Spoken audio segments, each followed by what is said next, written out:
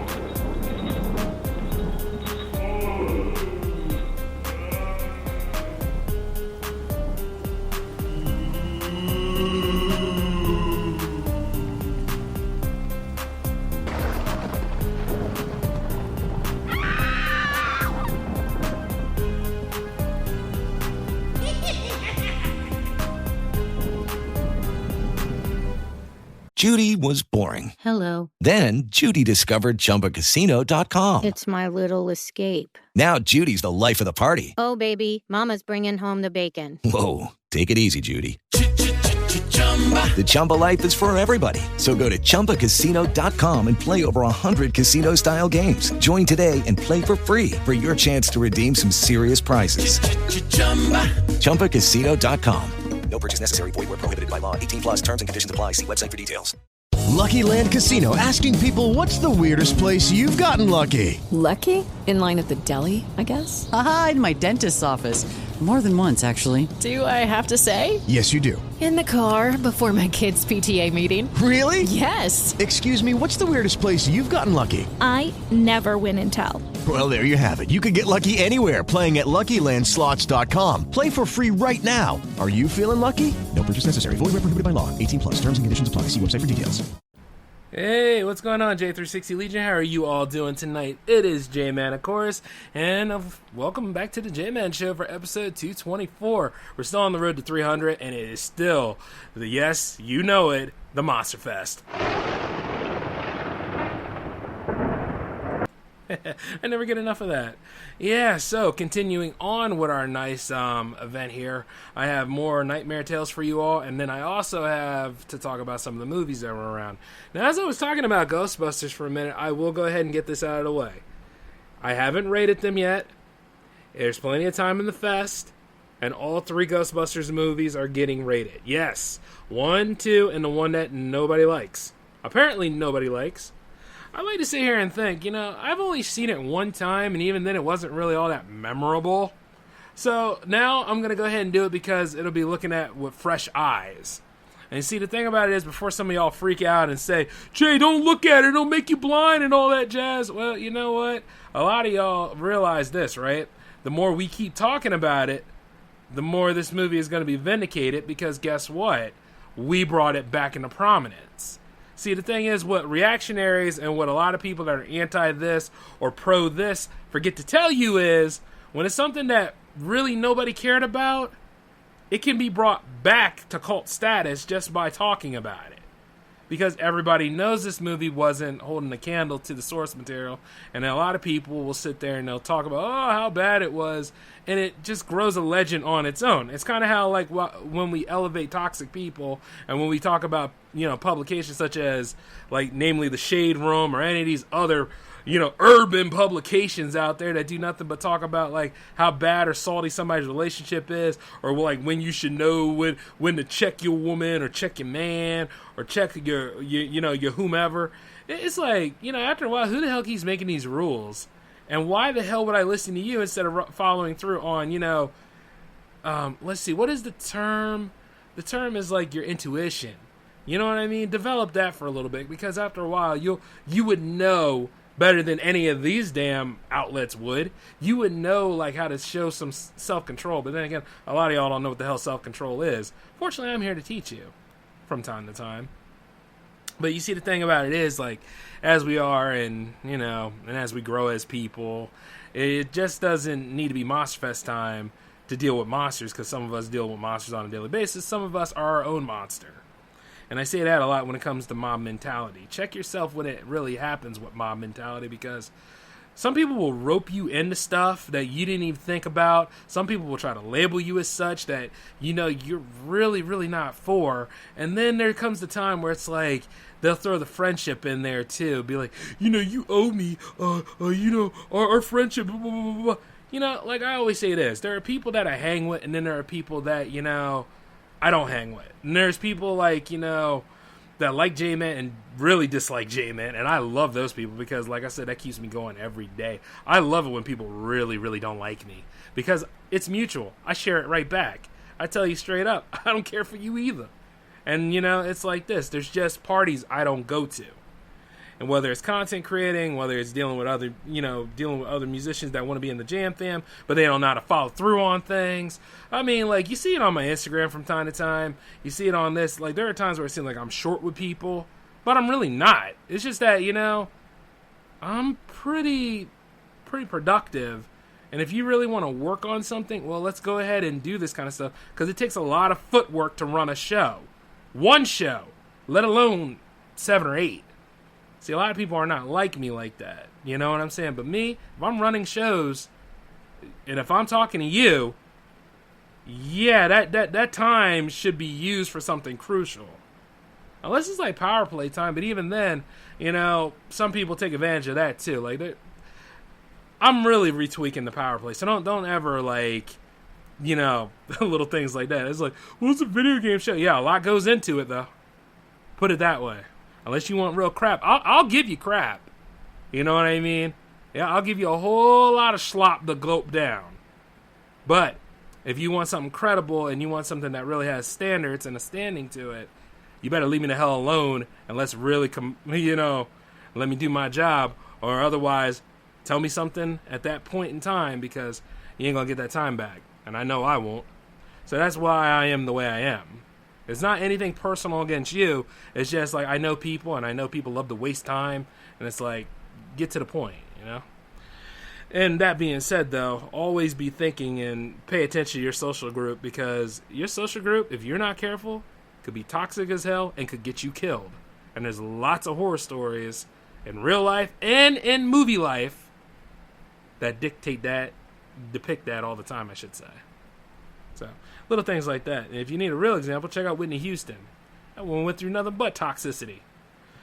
But, going back into this, though, I do want to go ahead and talk about Venom 2 while we're on it. And the thing about Ghostbusters 2016 is, I'm going to wait to see what it looks like, and then I'll let you all know. Who knows, I might even live tweet the thing. But, if anything else, like, Venom 2, let's see, Let There Be Carnage. Pretty much a watered-down version of the Maximum Carnage storyline, and a sequel to what came about in 2018's Venom. I looked at the first one before I looked at the second one, and I liked the first one. I mean, for what it's worth, and yeah, it's watered-down version of Lethal Protector. I've mentioned that before. And the thing is, it plays on its own beat, and it seemed like Tom Hardy's having a fun time being Eddie Brock and also voicing Venom. And, they kind of had that odd couple thing that was actually pretty funny for its time. And then not to mention, they utilize a lot of the Ultimate Spider-Man mythos regarding Venom, because there's no Spidey in that universe yet. And you see the way it played out, it was actually pretty enjoyable. Only thing is that, you know, Riot really wasn't a credible villain as much as I liked him to be. So, you know, I you know, you could tell it was like proto Carnage at best with Riot. And that's the only thing. Like, when you get through the paper-thin plot and you just realize that, why does everybody like the Deadpool movie? Not because of the plot. They liked it because Deadpool, the character, finally has a movie. And it's the same thing that worked with Venom. A lot of people are like, hey, Venom finally has a movie.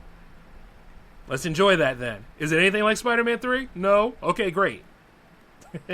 Little thing like that. And then the same thing could be said for the sequel to this film. Now, we finally got Venom and Carnage in this movie. And you see, like, the problem is that they took what was funny about the first Venom movie and upscaled it. If anything, like, Venom and Tom Hardy are Flanderized in this sequel, because, like, they're all yelling at each other, at like an old married couple. Not like, you know, two roommates, you know what I'm saying? They act like a married couple at this point. And it's like, oh yeah, this is the days of 2021 where, guess what, you can't just be friends with people. You got to be going to bed and all this extra crap with them and stuff. Like, you got to be gay for them, you know? And that's not a bad thing to say, but, you know, that's the thing that a lot of these people try to throw at people and stuff like that. They try to go ahead and take the stereotypes about things, and it's like, you know, at best, like, they have a bond, and, you know, their bond should be stronger than that. You understand what I'm saying? Especially if you go by, like, in the first movie, right? Wasn't, like, Venom eating Eddie's organs? Because they do separate and they argue and all this stuff throughout this movie. Like, most of it, once again, suffers from a paper-thin plot. You know, you're dealing with Eddie and Venom struggles because they're trying to figure out, like, where do they go in the next iteration of their whole relationship, you know, as friends and as host and symbiote. But the thing is, though, you see it like it's very on the nose, and it gets really annoying. Kind of bogs down the plot a little bit because they already had a deal with each other that was established in the first one. It's okay for Venom to eat the heads off of bad people, but apparently, I guess Eddie must have backtracked on that. So, little things. And then he also was, you know, satisfying Venom's hunger by having him eat chickens or something. I'm like, oh my god. You know, chicken blood can't measure up to the amount of human blood. And there's plenty of bad people out there. They're in San Francisco! You know? Shoot. Hey, you read all the news about it. And I know before somebody were like, ain't you trying to move that way? Go lower. But hey, there's bad stuff everywhere, and they could be fighting crime. I thought that was kind of the point, but moving forward.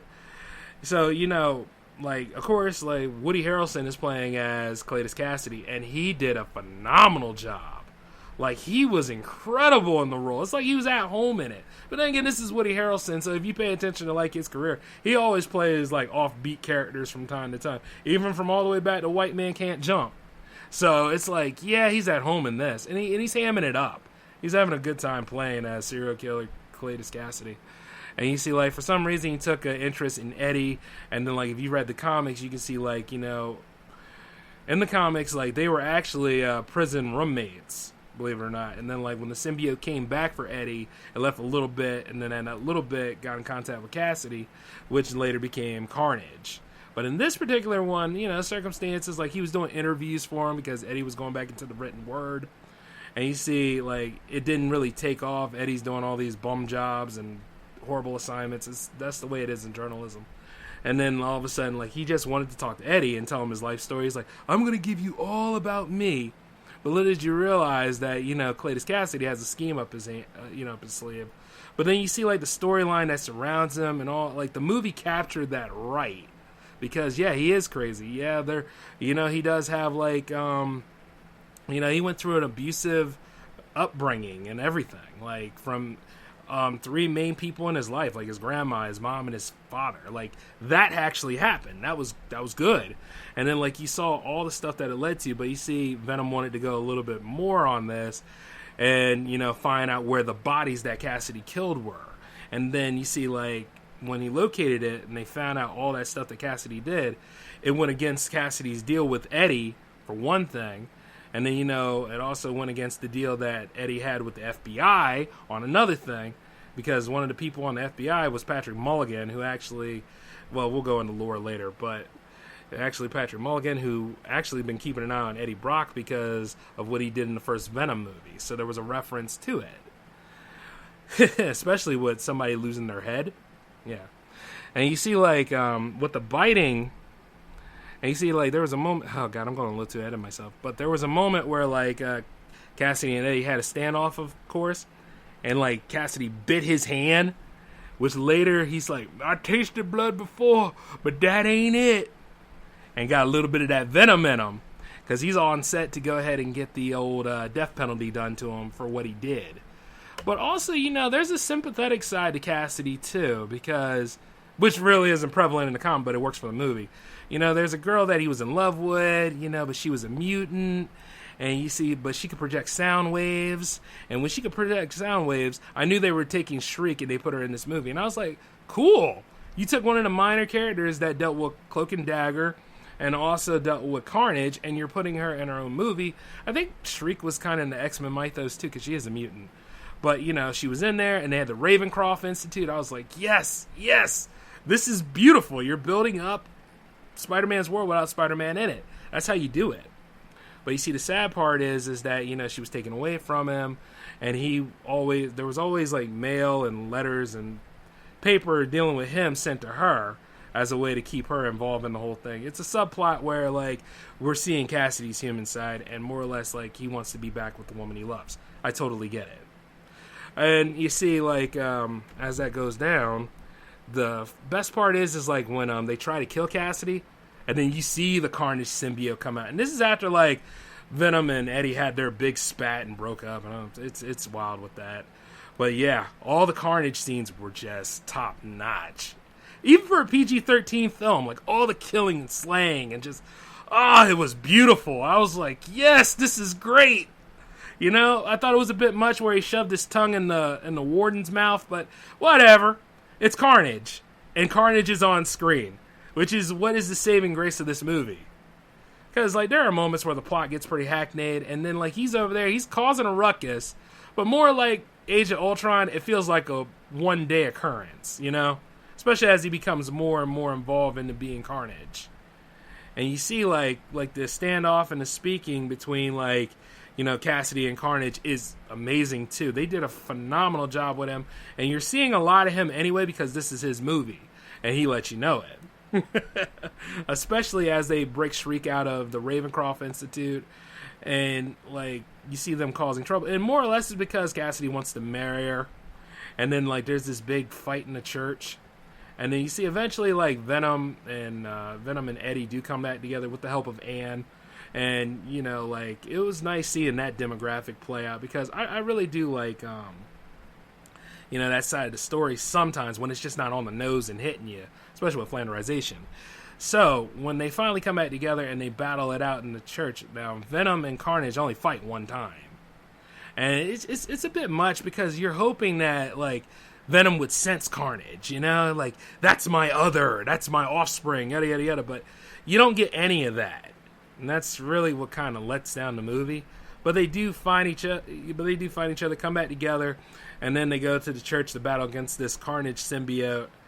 And then, of course, you know, you've seen it all in the trailer, but the fight sequence between them was actually pretty decent.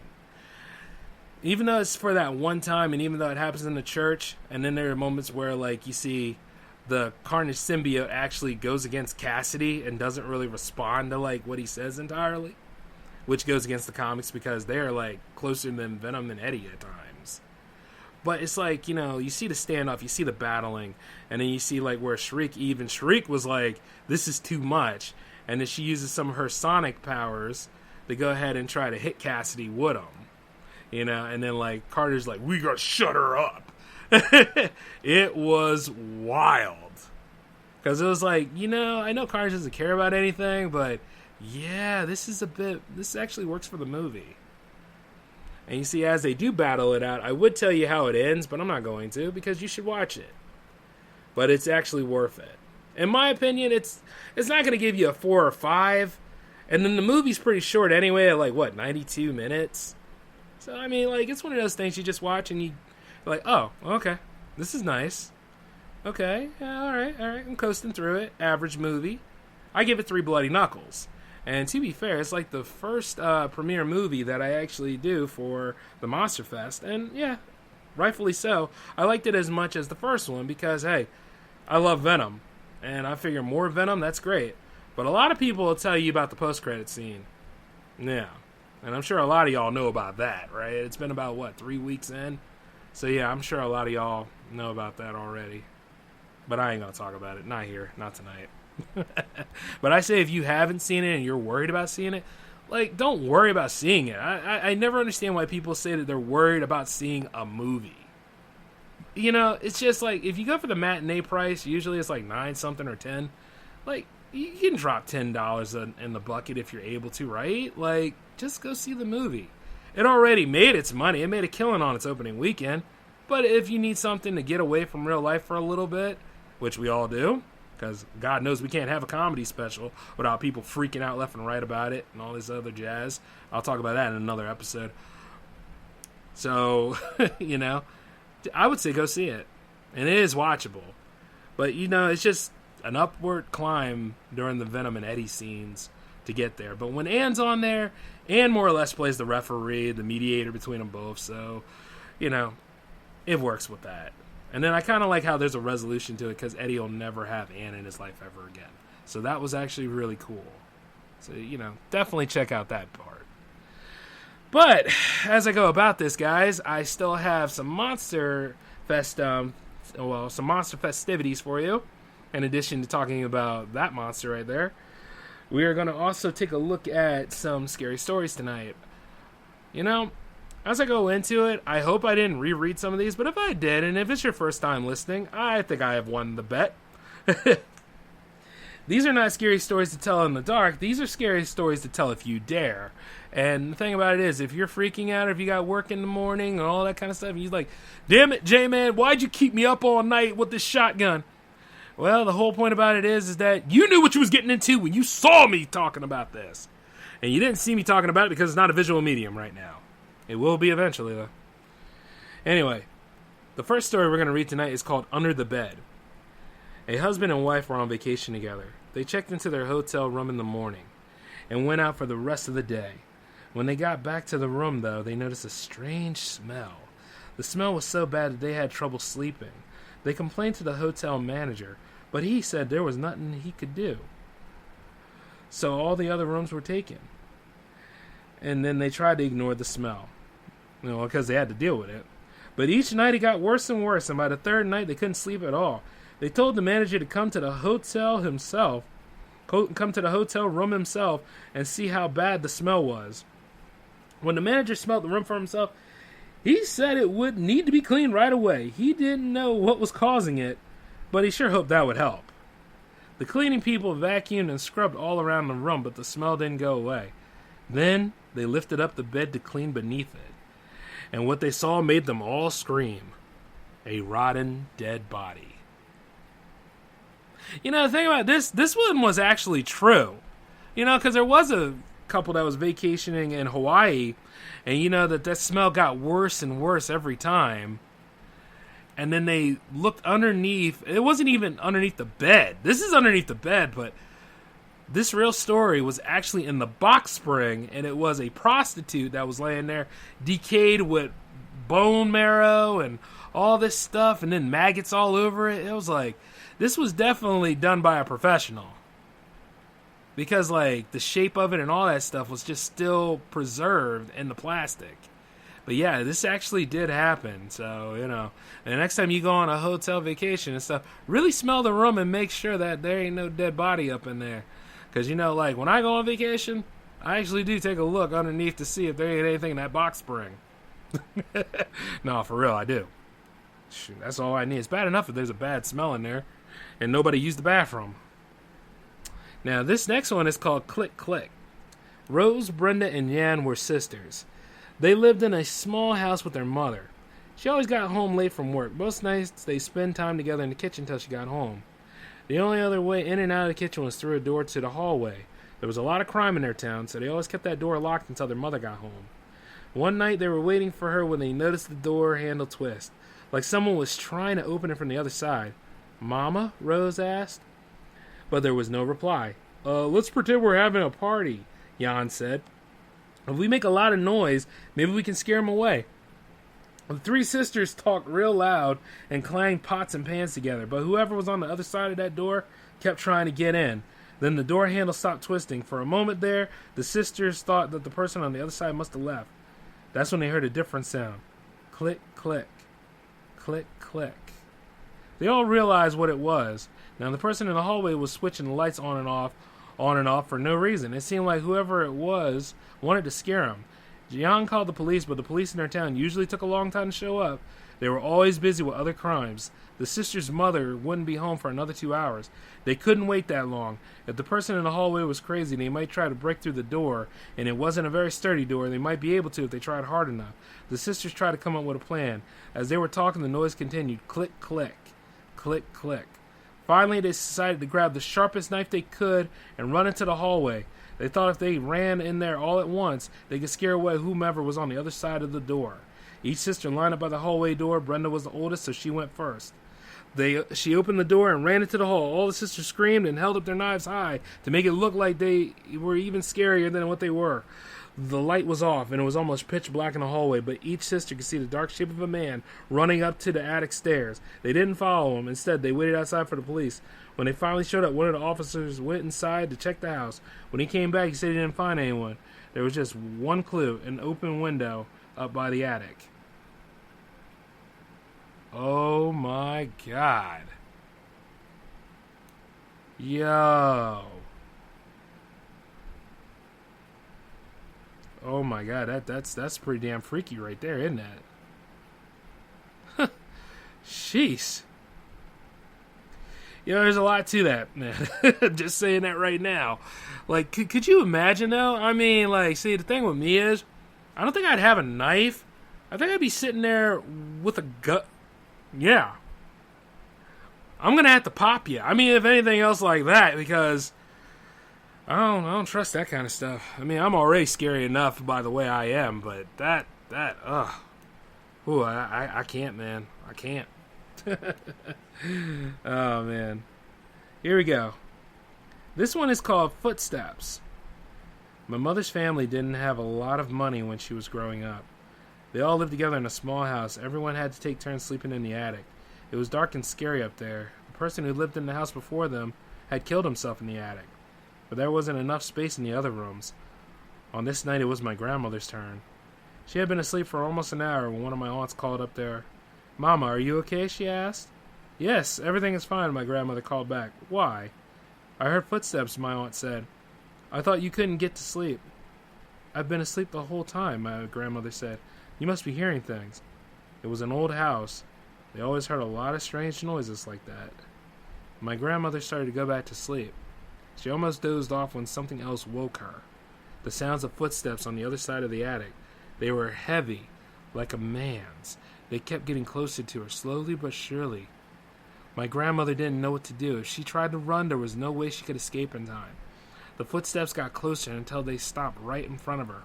It was too dark in the attic for her to see anything. After a moment, she heard the sound of a man laughing. The sound came from the spot where the footsteps stopped. The man laughed and didn't seem to stop. My grandmother was terrified. There was no chance she could get away now. She was a very religious woman, so the only thing she could think to do was pray. It seemed like she prayed for hours. Finally, the laughter stopped. She heard some more footsteps, then a creaking noise, and after a few moments, she found the courage to turn on the light. There was no one there, but my grandmother did see something else that scared her. The floor of the attic was always pretty dusty, and in the dust she saw a large set of footprints. Ooh, man, I'm telling you. You know what? I had this dream one time, like somebody did a creepy laugh, and it was in a dark room, and I was there. And the thing is, I did the J-Man laugh. You know, a lot of y'all hear my laugh all the time. But then I did it in such a way, it scared the living hell out of him, and he fell out the window. That's a low one. Don't even think about it. But you see, the point about it is that, you know, if you need to, you can really return that on some other people and get them the hell out of your way. If you have to. You know what I mean? Yeah, just little things to think about. Actually, you guys ready for this one? This one is called The Side of the Road. Alright? Now, I don't know if I read this one already, but once again, like I said, you know, feel the vibe. This might actually be a decent story. It might be a happy-go-lucky tale, you know? It might be. So let's go on ahead with this. A husband and wife, Fred and Karen, oh boy, were driving down a dark mountain road one night. It was a curvy road and a lot of people got in accidents there. As they were driving, Karen saw a woman standing on the side of the road. She had a lot of blood on her. Fred drove right past her, though. "Did you see that?" Karen asked. "See what?" Fred replied. "That woman back there." "I didn't see anyone," he said. It was very dark and Karen was very tired, but she knew what she saw. She told Fred to turn around and drive back. The woman looked like she was hurt and needed help. When they got back to the spot, there was no woman there. Karen and Fred parked on the side of the road and got out to look for her.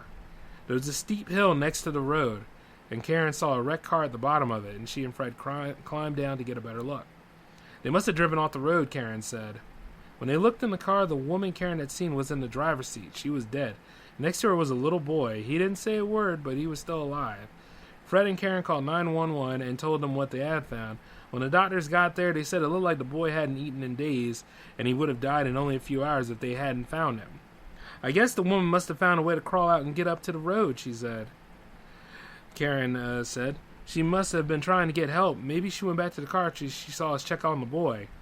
"That's impossible," a doctor told her. "This woman has been dead for at least 3 days."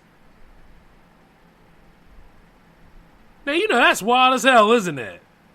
Could you imagine, though? Like, for real. You only got one time, man. Like, that's creepy enough. Jesus. Makes you wonder sometimes about some of these things. Oh, man. Like you know, at the end of the day, you see, like, oh, man, I don't know which one's worse. The ones that are, like, you're in a quiet spot, like an attic or something, or then, like, when you're riding out there in public, and it's like no one's around you to see any of this. And then you see things that are mysterious. It's kind of like last time when I was reading about Maggie's baby. Remember Maggie's bridge? And then, like, you know, you say, like, "Maggie, I have your baby," and then Maggie will show up. That's wild. It's just little things like that. Anyway, I got enough time for one more story, so here we go. This one is called Scratching Sounds. Oh, wow, this deals with college. I think I probably read something similar to this before, but you know what, though? I think it'll probably give you a pretty good impact. Here we go, yes. Beth and Ann were college roommates. That night, most of the other students were away. It was almost time for the holiday break. And when they had gone home, both Beth and Ann both had a few more tests to take before they could leave. Usually the building was filled with other students. Most of the time it was a lot of fun, but that night with so many people gone, it was a little scary. Beth and Ann got along well, though, and told jokes and stories to help each other relax. After that, they decided to watch some TV. Well, they're already in trouble. TV's not good for you. When they turned on the TV, there was a special news report on an insane killer had escaped from a nearby prison. The report said that anyone living in the area should be extra careful and lock all their doors. "There's nothing to worry about," Beth said. "That prison isn't really that close, and there's no reason a killer would head this way anyway." Ann agreed, but they both decided it would be a good idea to lock the door just in case. They put on a funny TV show and tried to forget about the whole thing. A little later, Beth started to feel hungry. She asked Ann if she wanted to get some food with her. "No thanks," Ann said. "I'm getting a little tired. Will you be okay alone?" "I'll be fine," Beth said. "The killer won't come anywhere near the college, but just to be safe, lock the door behind me. I'll bring my key to let myself back in." "Okay," Ann said. An hour passed and Beth hadn't come back yet. "She's probably just saw someone she knew," Ann told herself. "I'm sure she's fine." Ann was a little worried but decided to go to sleep. She was sure that Beth would be back when she woke up. But it didn't happen. Instead, Ann awoke in the middle of the night to a strange sound outside her door. Beth was still gone. It sounded like some sort of animal scratching at the door, trying to get in. Ann sat there in fear. "Go away!" she finally shouted, but whatever it was at the door kept scratching at it. After what felt like hours, it finally stopped. There was a thudding sound, like something heavy being dropped on the floor. Ann waited for a few moments, and when she got up enough courage, she walked slowly to the door and opened it. Beth was in the hallway, lying in a pool of blood. Someone had stabbed her to death, but she didn't die right away, because along the door were scratch marks, and Beth's nails were worn down. It looked like she had been scratching at the door, trying to get in. You know something? When it gets right down to, like, these college kind of stories, they really make you wonder, because, like, dare I say it, like, usually colleges are actually, no, they're not. Not because I used to be on dorm life. You could get in if you really wanted to. I was trying to go ahead and alleviate and try and say things were safer, but I'm not going to lie to you. Because I don't lie. But the truth is like, that's a bit much. I don't miss dorm life at all now I think about it. I don't. Let's see. Do I have enough time for one more? Okay, yeah, I do. Yeah, let's go ahead with one more. Why not? It's a 45-minute show, you know? Let's see, the elevator. Sandra lived in the city. One night she got back to her apartment building very late. She lived on the 5th floor. As she stepped into the elevator, a man rushed behind her shouting, "Wait, hold the elevator, please."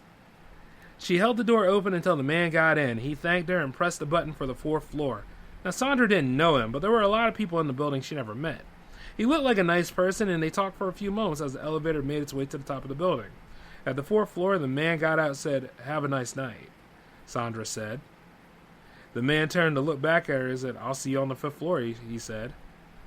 Sandra blinked and didn't know what he meant, but then she saw it. The man was holding a sharp, bloody knife. He grinned at her like a crazy person, then darted to the stairs as the elevator doors closed. Sandra didn't have time to run. The doors closed in front of her. Her building was old, and there was no button to stop the elevator. And then it started moving up to the 5th floor. You know something? I like to think that Sandra actually put up a good fight, and that she actually held her own and chose life to battle against that insane man. But I'd be wrong. So, you know, as I go about telling you that, I hope that you all do sleep tight and that you all wrap yourselves up really, really nice and all. Because, like, this stuff ain't going to happen to you. You're going to be fine. Ain't nothing going to kill you and all that jazz. You know, ain't nobody really looking at you like you a piece of meat and trying to go ahead and wipe you out. Because you know that ain't going to happen to you, right? You're going to be okay. No, you can't guarantee my word on that. Hell no, you can't. But, you know, it's little things like that, though. Like, just be aware of where you live at and all that jazz, and you're going to be fine. You know, you're going to be fine. Just saying. Because, like I said, I'm not liable for, like, if you freaking out all the time and stuff. All right, look. Here's one that I haven't read to you guys. This is something that is actually pretty light. So let this be the last story then. I'm trying to find you guys a nice light one so you can get a little sleep in. Alright, this is called The Clown. Yeah, oh boy, good pick, Jay. Alright. It was Becca's first time babysitting for her neighbors, the Johnsons. The night started out easy. The 2 girls she was watching were well behaved. They went to sleep as soon as Becca arrived. She decided to watch some TV while she waited for her neighbors to get back. The bigger TV was down in the basement, but when Becca looked down there, she saw a large clown statue in the corner of the room. It scared Becca, and she decided to watch TV upstairs instead. About an hour later, Mr. Johnson called to ask how things were going. "Everything's fine," Becca said. "I'm just watching TV right now." "Feel free to use the bigger TV down in the basement if you want," said Mr. Johnson. She said, "I would, but that big clown statue you have down there is too scary for me." Mr. Johnson was silent for a moment, and finally he said, "We don't have a clown statue. Get the girls out of the house and call the police." Becca did as she was told, and when the police got there, they found an insane man dressed as a clown in the basement. He'd recently escaped from the nearby prison, and he had been sent there for killing a babysitter. Damn! Okay, you know, me finding a light story for you guys, it ain't gonna happen, especially tonight in the middle of the Monster Fest. But, you know, at the end of the day, you think about it. That clown must have done this before. Well, obviously he has. But damn, did he do it in the same house? Is that how she got the job? See, it's little things like that that make me wonder. Wow, that is weird. Because, you know, if anything, wow, he must not really be that great at his job then. Because wouldn't he got her first? You know what I'm saying? And be done with it? But nah, I guess he wanted that little suspense. We don't have a clown statue. Woo! I can feel the chills from that one. I mean, after all, what do y'all think about it? Yeah, whatever. All right, so I guess we can go ahead and put a ribbon on this one because, you know, if I tell you guys any more, chances are you probably won't even go back to sleep until maybe Sunday. Probably. You know, if you make it that long. Until then, though, I would like to say thanks for tuning in and listening to tonight's episode of The J-Man Show. I will be back with, God, we got a full week of content. Will there be another J-Man Show episode tomorrow? I don't know. Thursdays is pretty open right now. I mean, we can see what happens. I might mystery box it. But I do know that it'll be Jams week, and the Jams deadline is definitely Thursday at 5 o'clock p.m. Eastern, because we got a pretty big show ahead for us on Friday with Jams. And then with Saturday, let's see, we got another Monster Fest Hall episode happening. So you got a lot to look forward to this week, guys. But until then, though, this is J-Man signing off. Y'all take it easy for me, okay? Peace.